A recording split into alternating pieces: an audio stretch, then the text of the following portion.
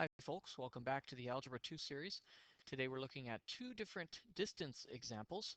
Both use the distance formula, and just so that we can review that algebraically, the distance formula, square root of, and in this case we're going to take two different x values, x1 minus x2 squared, and then the difference in the y values, y1 minus y2 squared. That's just really the Pythagorean theorem. Uh, c squared is equal to a squared plus b squared. And of course, you see that the square root has been taken on both sides. That's why it looks a little bit different. But in any case, in this problem, we're talking about the distance between a point and a line. And if I draw that line on my coordinate plane here, we have a y-intercept of -2, a slope of 1, so pretty simple graph. And the point is 3, 1, 3, -1, which is about here. And what we're trying to figure out is where are the points on the line that are exactly 4 units from our point?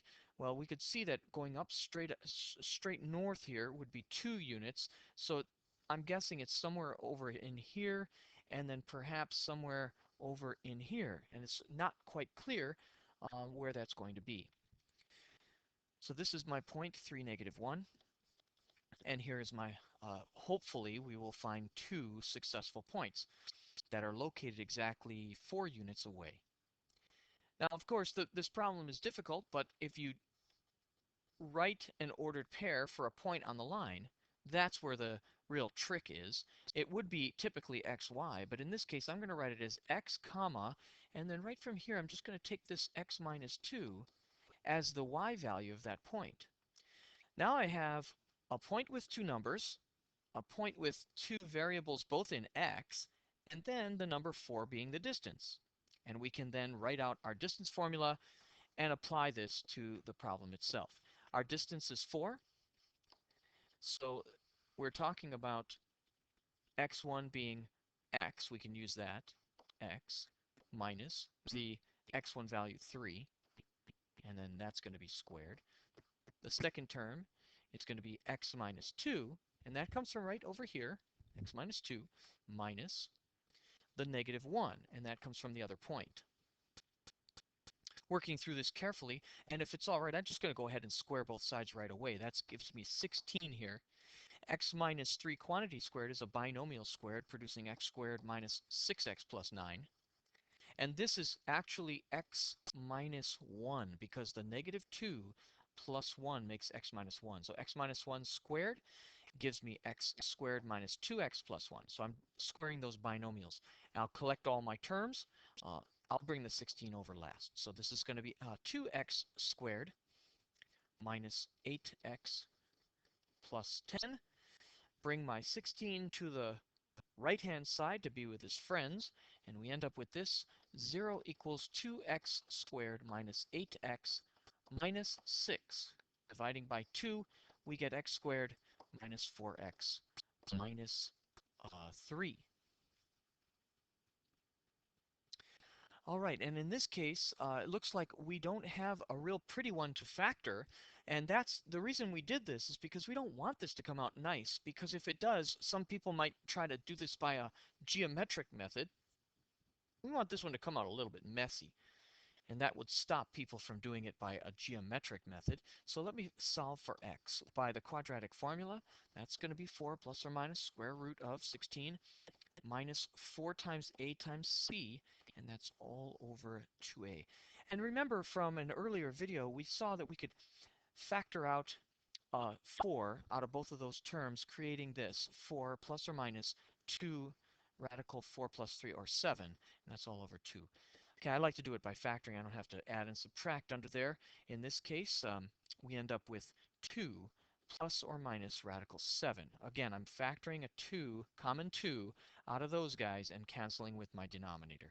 So that gives me the x values, and then I could simply plug them in to this right here to get the y values, x minus 2.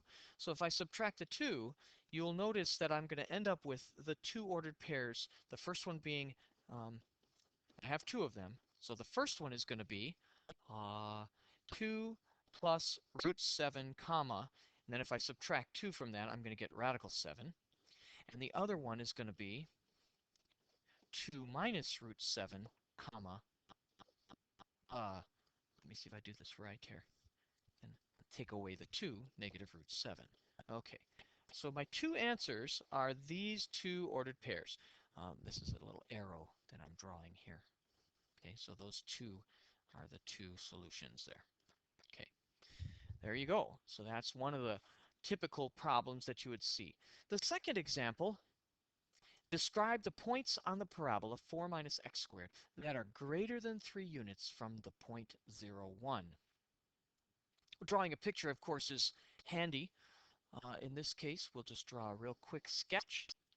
It's not needed, though. Um, I'll tell you what, I'm going to do this one without any pictures. I'm just going to do it algebraically. Let's see what happens. We know that the distance between this graph and the point 0, 1 has to be greater than 3, but I'm going to start by setting it equal to 3. And my ordered pairs then will be x comma 4 minus x squared, just like I did in the last problem. So first of all, I'm going to write, I know that the distance formula will be the same, so x1 minus x2 squared, and then y1 minus y2 squared. The distance I'll set equal to 3 for now, and the point 0, 1 will be used with my second point. So that's going to be x minus 0 squared plus 4 minus x squared minus 1 squared. This is going to be a little tricky to work out, but we'll see what happens. Oh, you know what? Might as well just square both sides right away. That would produce a 9 is equal to x minus 0 squared produces just x squared. I don't need the big radical anymore. I square that away. And over here, I'm going to end up with 3 minus x squared quantity squared. So I'm combining my 4 and my 1 to get 3 minus x quantity squared. So plus 3 minus x squared quantity squared, which is a square of a nasty binomial. That does not look like fun at all. 9 is equal to x squared plus 9 minus 6x squared plus x to the fourth.